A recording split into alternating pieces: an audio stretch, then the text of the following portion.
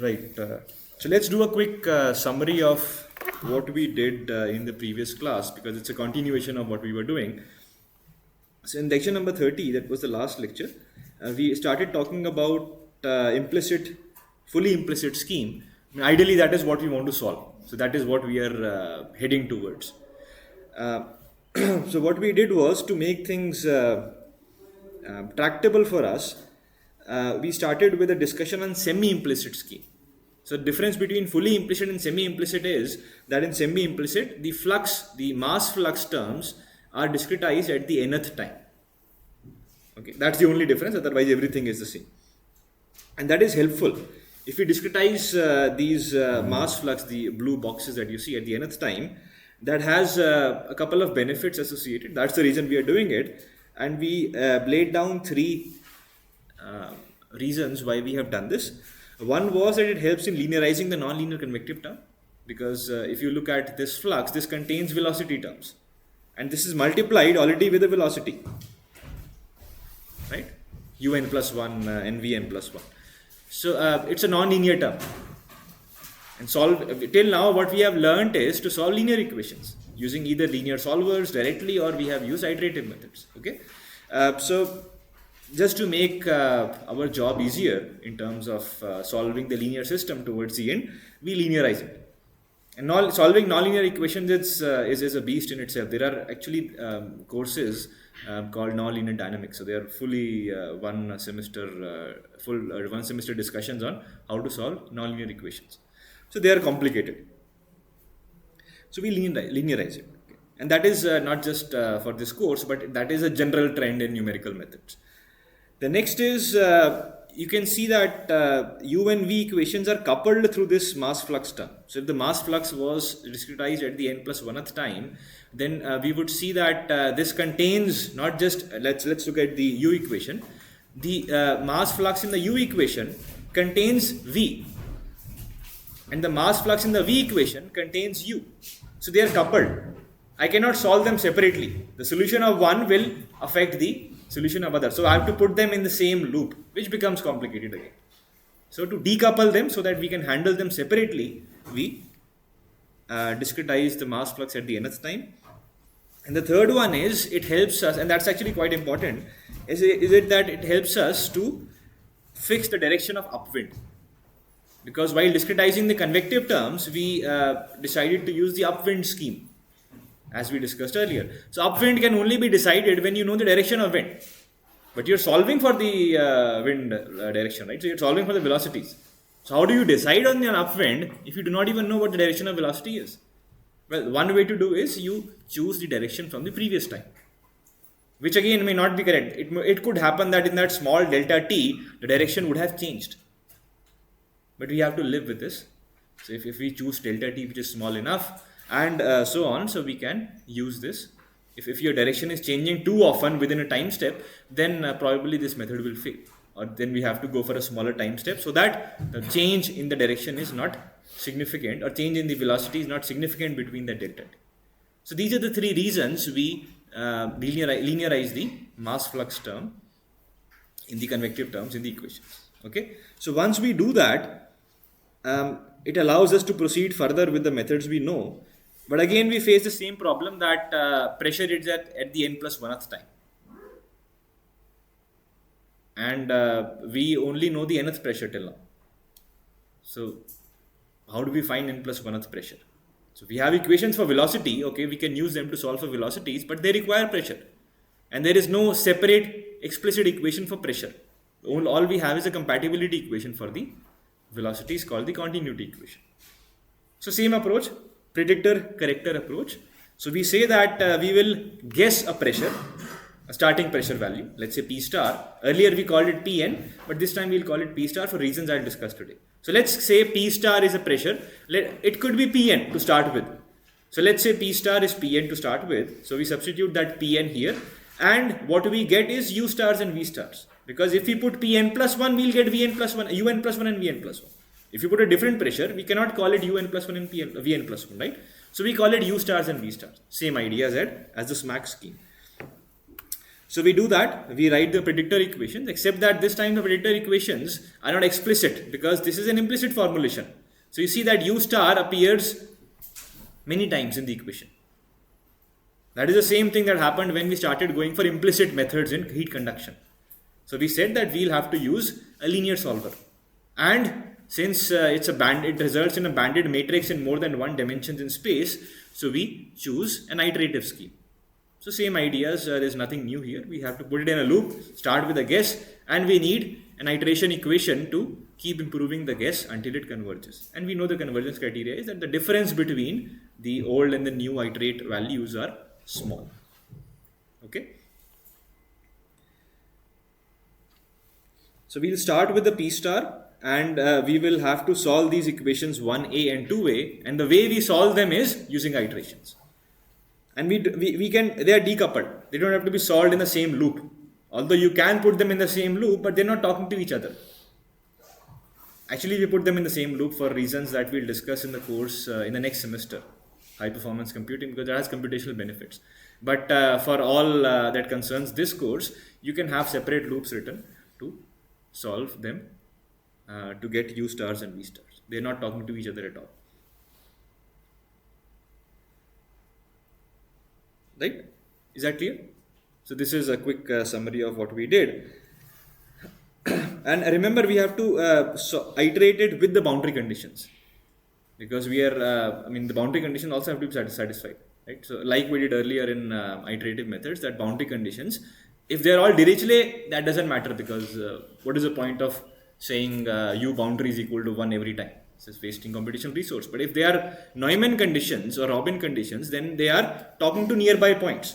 So if the points are changing in the interior, the boundary points will also have to evolve with them. So they are like, if you write a linear system, they are a part of the matrix. So they have to be solved in conjunction with the interior equations in the iterations. So whenever we solve using an iterative method, we have to start with an initial guess. And since we are solving for U stars and V stars, we have to start with an initial guess. And the best guess is to choose the values at the previous time step, Vn and Un and Vn. So you start with those values and you iterate it until you get a solution for equations 1a and 2a. Now remember, we are not changing pressure here. Pressure is P star, which was chosen earlier. How do we choose pressure? That discussion will happen later. So first we can start with Pn, for the first time. You put Pn here and then you iterate equations 1a and 2a to get U stars and V stars. Okay. Is that clear till now? And now we'll proceed from this point.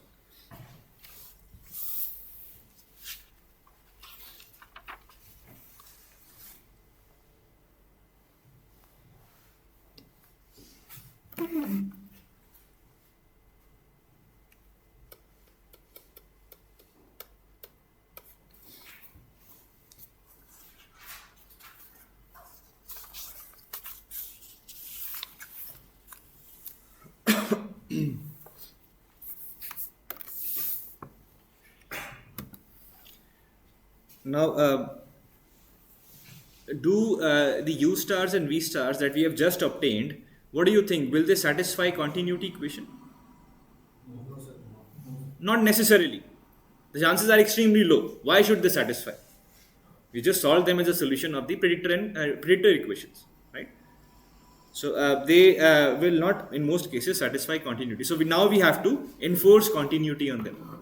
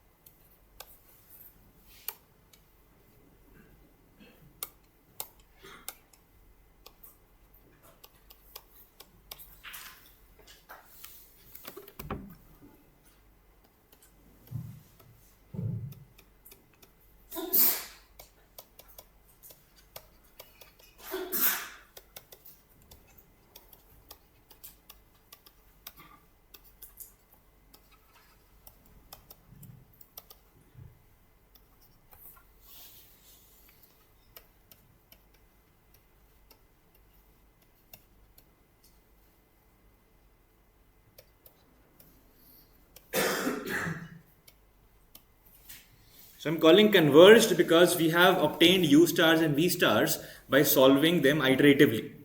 So I'm calling a converged u star v star, but they are basically solutions of that those equations 1a and 2a.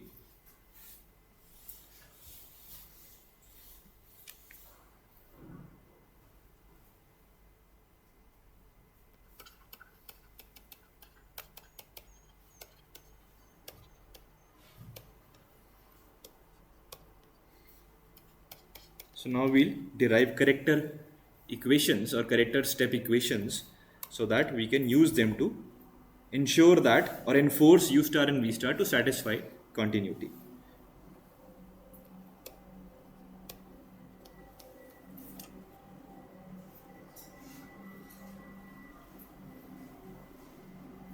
So let me write equations 1 and 2, the initial equations for semi-implicit method.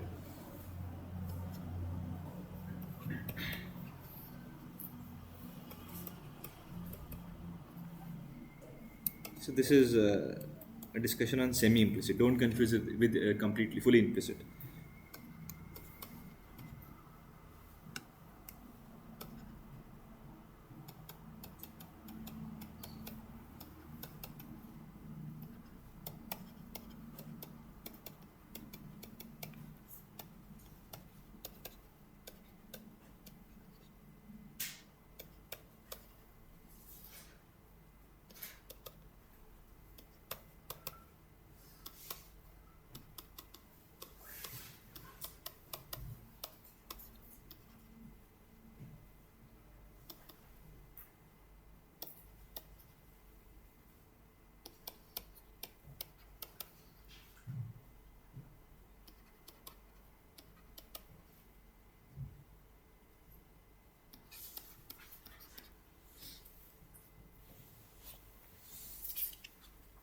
Is that correct?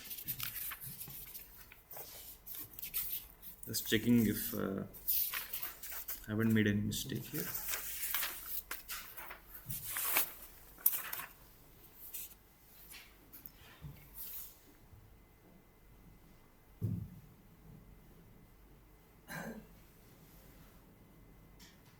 Right?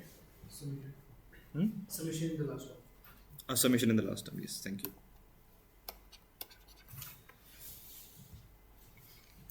Similarly, we'll have a v equation. I won't write it. So then we also have a v equation. We call it original. So this was 1 and then we had a 2. And then we had 1a and 2a where the only difference was that we had, instead of pn plus 1, we had a p star. So I'll write that. So this time we had u star. I'm not writing indices again and again, okay? I'm sure that's not important here. So you can write them yourselves.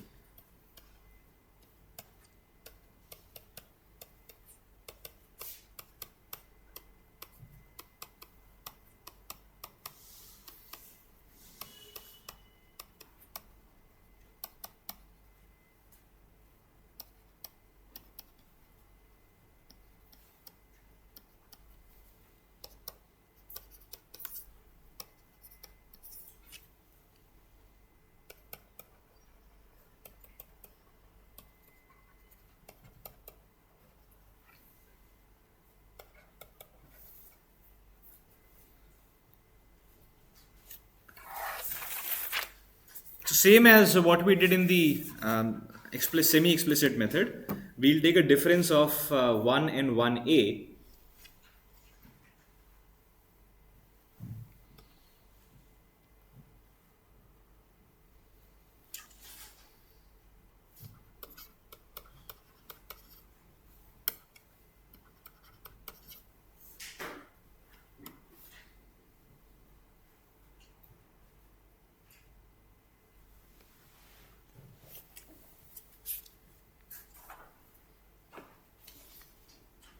So what we'll get is, we'll get a un plus 1 minus u star, which is a u prime. And then we have un, so un will cancel out. Okay. So we'll have a u prime upon delta t.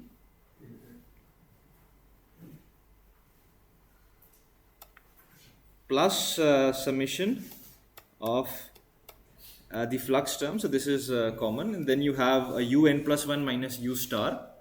So that's velocity correction again. So that's u prime,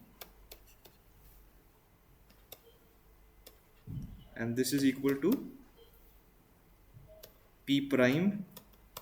So all the p terms become p primes.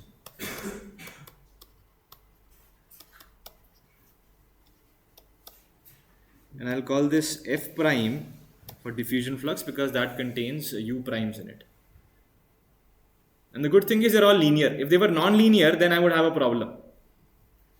Because un plus 1, let's say squared. So un plus 1 squared minus u star squared is not the square of u prime. So this is where linearity helps us a lot.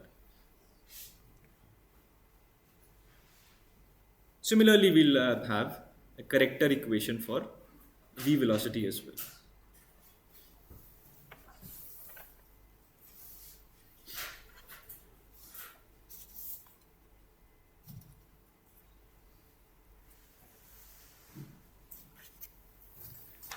So this time what I'll do is I'll write it slightly in a different form because we are used to this form.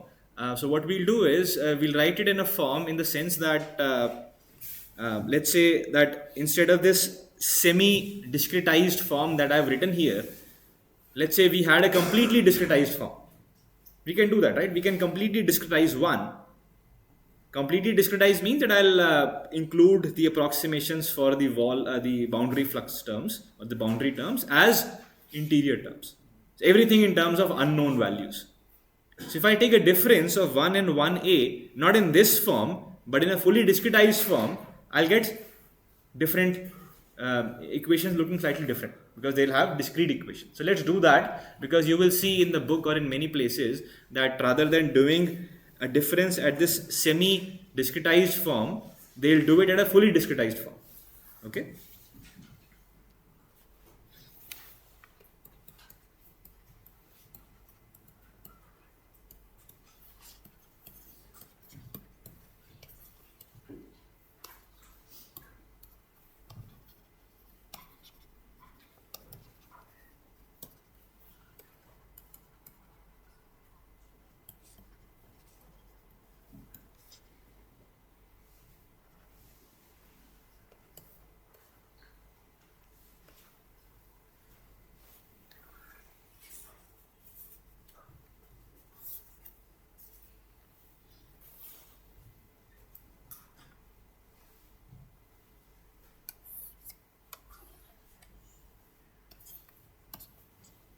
So let me write the described, taking a difference at one step is a bit too much. So let's do it one step at a time.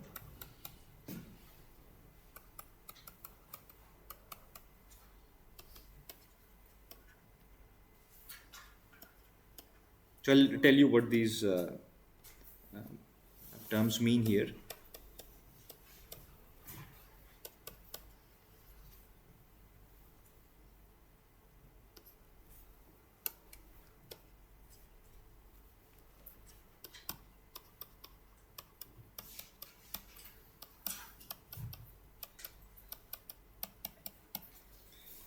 So this is discretizing equation number 1a. This is 1a.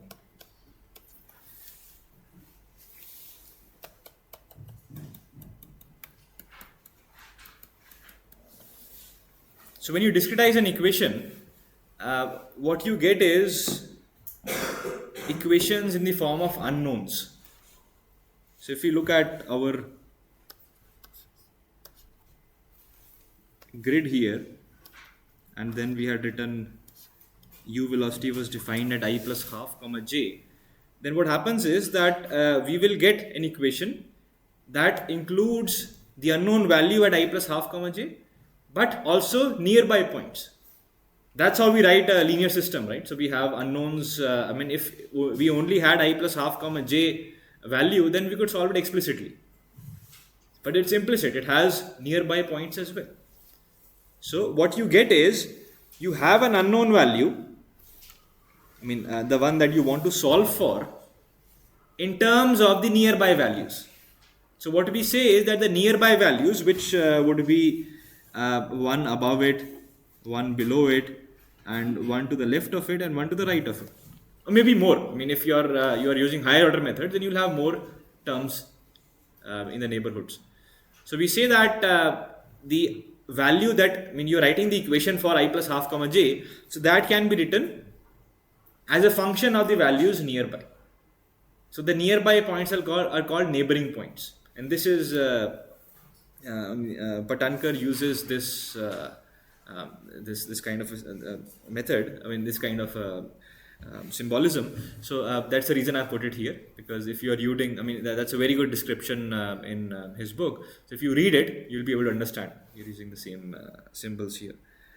Okay, so we have neighboring points which could be up, down, left, and right. So I plus 3 by 2, I minus half, j plus 3 by 2. Oh, sorry, I comma j. So j plus 1 and j minus 1. Okay, for u. And then they'll have coefficients associated with them. So the coefficients are called a and b. Okay, so for the right point, you'll have a right coefficient. For the top point, you'll have a top coefficient, and so on. And I put a superscript u here because I'll have coefficients for v equation as well. So for v equation, I'll put a superscript v. And then we have a pressure term. Since it's a staggered grid, so we know that if you're talking about this velocity, then it has contribution from this pressure and this pressure. So the right pressure is pi plus 1 and the left pressure is pi. So we get these terms. Since it's a negative sign, so I've included the negative sign inside. So you get pi minus pi plus 1 with a star because it's a equation 1a. And the coefficient of the left hand side term is called AP, where the same way we are writing the iterative methods. So P is the point that we are solving for. So we call it AP. Okay. So it's much easier if I give you this form. It's much easier to implement than on a computer, because then you have to simply write the iterative formula, the new value in terms of old values nearby. Right. Similarly, we'll have a V equation as well. So let's write that as well. So this time instead of U, I'll write a V. But remember, a V is not defined at I plus half. It's defined at j plus half. So it becomes I comma j plus half.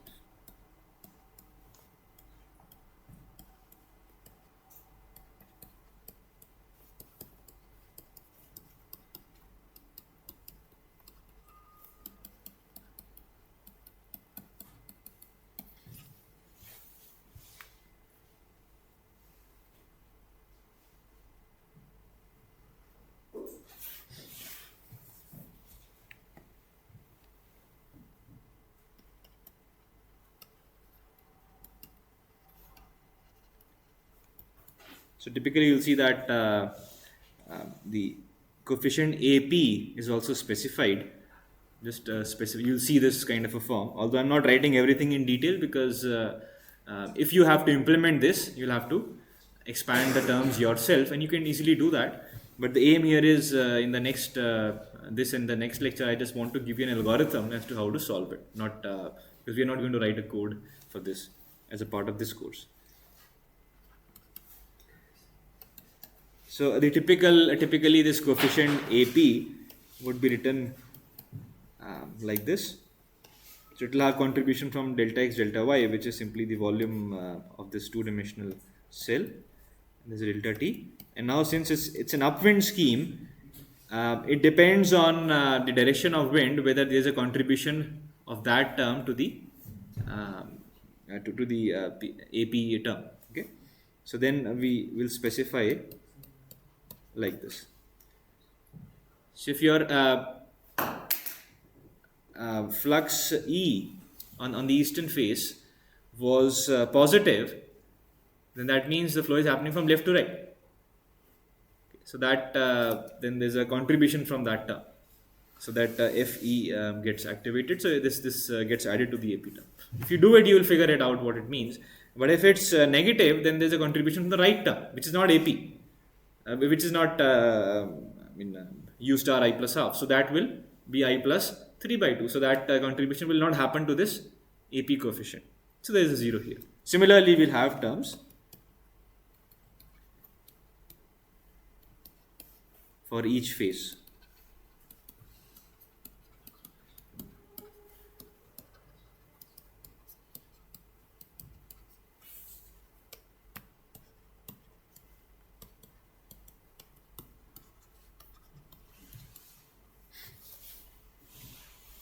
So if you expand it, you will, I mean, if you were to go from step number 1A in the previous slide, which was semi-discretized form, and you worked out the way we have done it in the past, and you get to this form, which is fully discretized form, you will see the coefficients will actually be, the coefficient AP will be like this. Okay.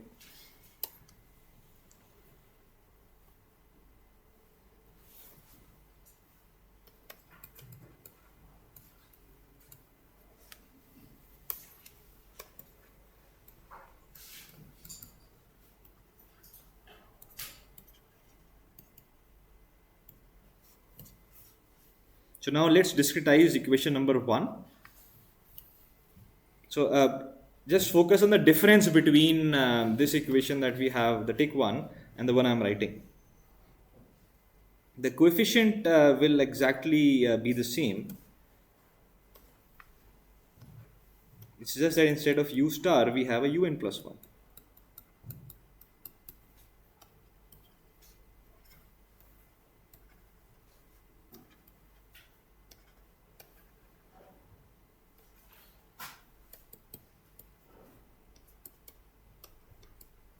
Again, for pressure also we have Pn plus 1.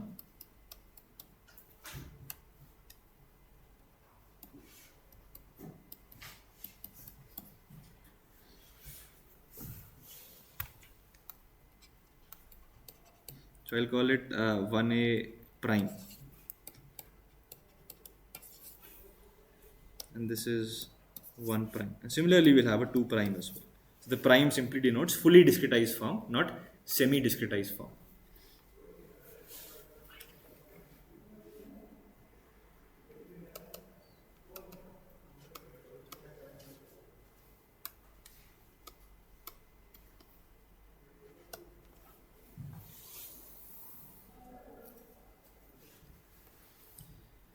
So now let's do the difference now.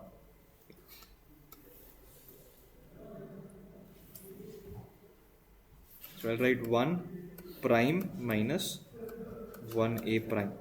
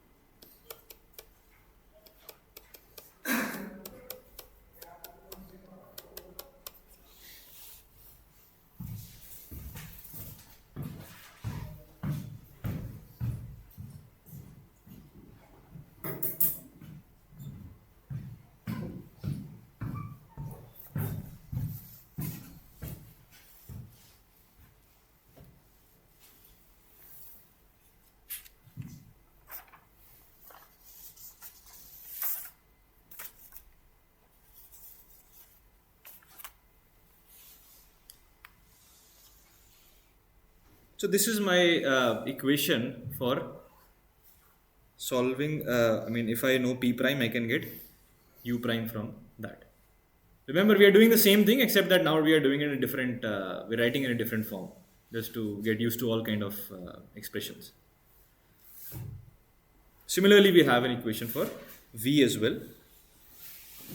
So let's call it, I'll still use 1 because it, 1 is for u velocity. So let's call it 1 with a tilde on top. Okay.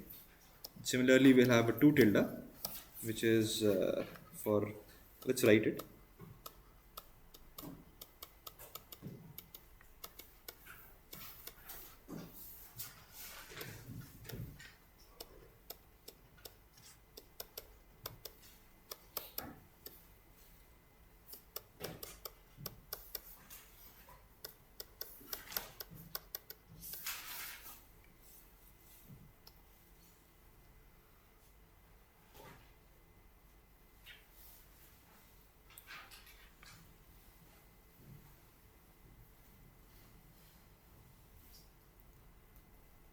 So what was the next step? Does anyone remember? Once we have expressions for u prime and v prime, what do we do now? What are we trying to do? Pressure. Get a pressure equation, right? And how do we get that? By using these u primes and v primes in continuity. But before that, there's a difference again. So this time what we do is we take an assumption.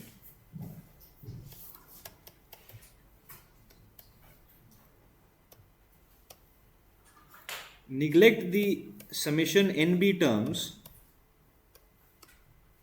on the right hand side of equations 1 tilde and 2 tilde. So what you will now get is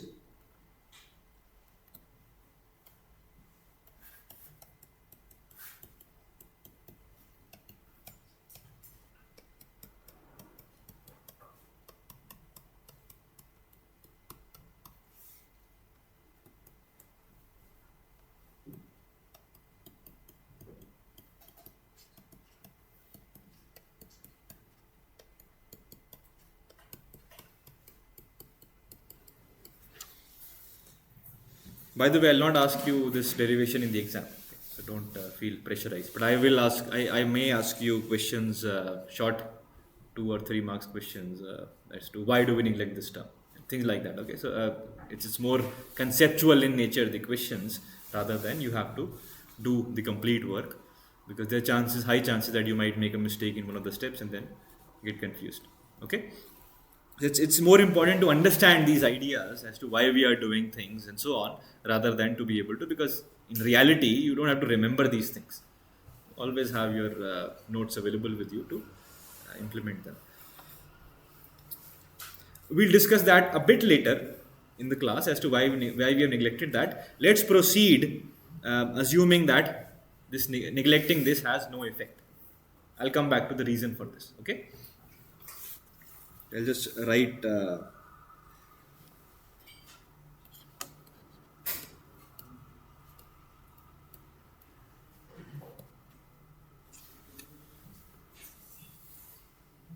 so now we will call this 1 double prime and 2 double prime. So 1 tilde and 2 tilde will not be used. It's 1 double prime and 2 double prime that will be used.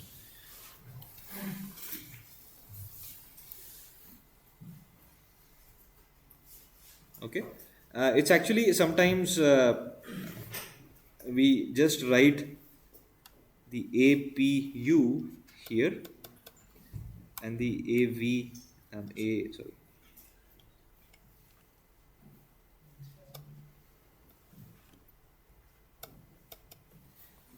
here, because ultimately we are trying to write expressions for u prime and v prime, and we tend to call it because it's the coefficient for so this delta y upon APU on the right hand side is a coefficient that is being multiplied to the pressure difference for finding u prime at I plus half. So since it corresponds to the u prime at I plus half, so we give it a name d I plus half comma j. Okay, so that I don't have to in computer you'll just store this d I plus half comma j rather than storing delta y and APU and keep dividing every time you need it. Again, for the reasons we'll discuss in the course in the next semester, computationally, if you keep doing that calculation again and again to get this coefficient that is used again and again, why not store it once and use it? It's very important to remember to reduce the number of operations that you do when writing a program. But again, I mean, you don't do it in the first step. First, you have to make sure things are working fine, and then you optimize it for computation. Okay, so we just keep it in terms of one coefficient.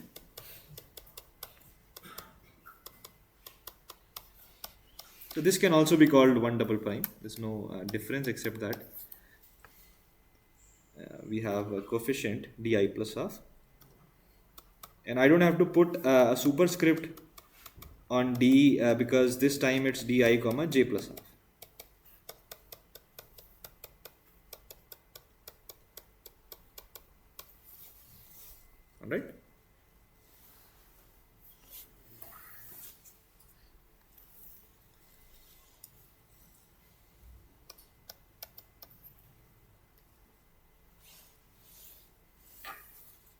See, earlier we only needed the um, at the center, because when we are dealing with co-located grids, we needed u prime and v prime at the center. But now actually we need u prime and v prime, u prime at the east and west face. That is, you also need u prime at I minus half, because ultimately we have to enforce continuity. So let's enforce continuity. I'll give a little bit of a gap and write.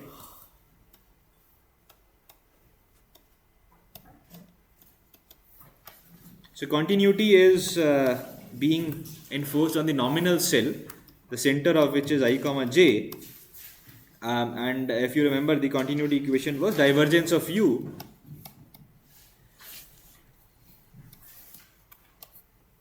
so this becomes u dot d gamma, and this becomes summation over the faces of uf dotted with delta gamma f. So the four faces we have are the east face, the north face, the west face, and the south face. Or what is east? Sorry.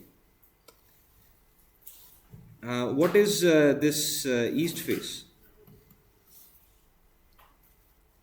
I mean, we need the velocity at the east face, right? So what is the velocity at the east face? That is u. Let's write the index only. So this is I plus half comma j. So when I enforce continuity, I will have an equation which looks like, and remember this is done for the n plus 1th time. Okay, continuity is always enforced at the n plus 1th time because un is already known. They satisfy continuity. We have to make sure that un plus 1 is satisfying continuity. So what we get is on the eastern face, this times delta y. Then we have a contribution from the western face with a negative sign. So it's I minus half comma j, the western face. Sorry, delta y. And then we have a contribution from the northern face, which is I comma j plus half times delta x. And similarly for the southern face is I comma j minus half times delta x with a negative sign, because its outward normal is in the opposite direction to the positive y direction. And this is equal to 0.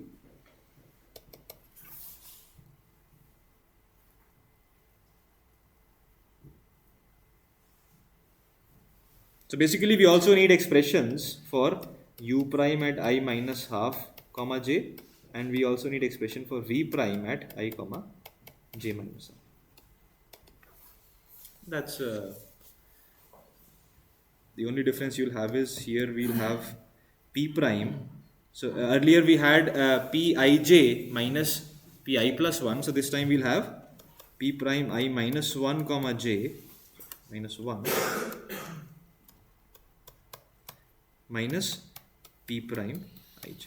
And here we'll have p prime at I comma j minus 1 minus p prime at.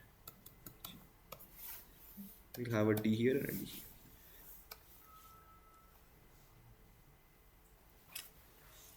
Any questions?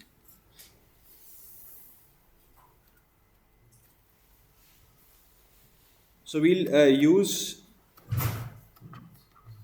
the idea that un plus 1 is u star plus u prime, because u prime is actually un plus 1 minus u star, right? So we'll substitute this in the above equation.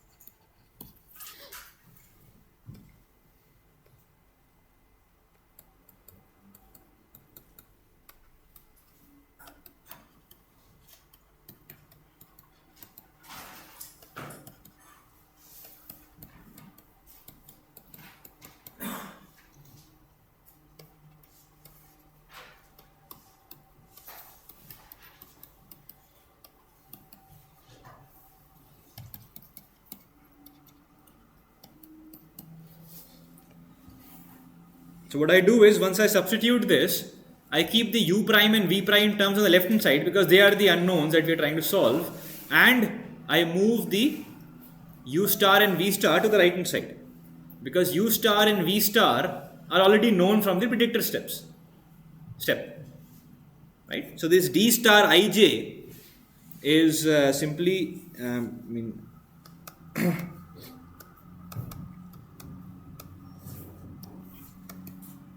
is a negative of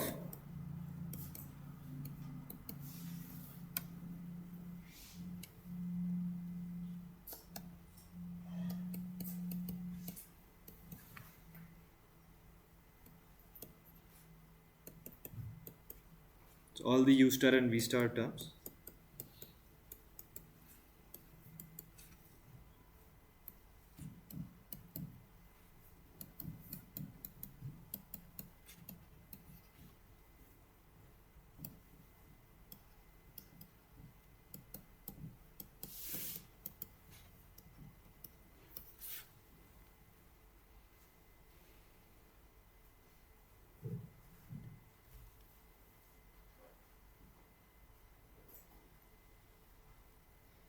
But this is still in u prime and v prime.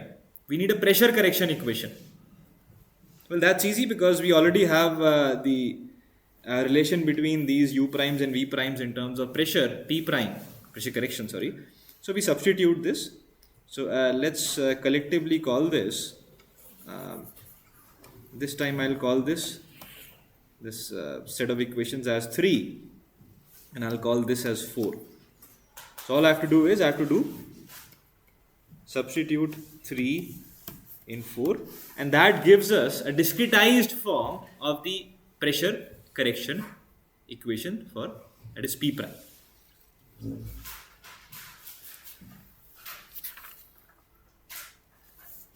So I'll just write the expression for the equation. Let's leave it here, and I'll continue from this point in the next lecture. Are there any questions?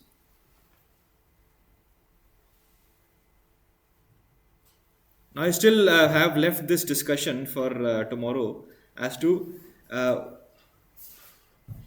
why is this assumption of neglecting the neighborhood terms in 1 tilde and 2 tilde okay. Well, I'll give you a hint. I mean, what happens when we get the correct final solutions un plus 1 and vn plus 1? What is u prime and v prime finally? So if I was to substitute the correct values of un plus 1 and vn plus 1 in the equations, what will u prime be? 0, right? So ultimately we want to reach a point where u prime and v prime become 0. So ultimately this assumption will be correct. Once we have reached that step where we have found out the un plus 1 and vn plus 1. So if our algorithm allows us to move in the right direction, we'll reach there ultimately. So this assumption will not be wrong. It will just slow down things, which is fine. I mean, it's helping us to get things work. So it may slow down things, but ultimately, if you are able to reach there, this solutions will be correct. Okay, we'll continue further on this tomorrow.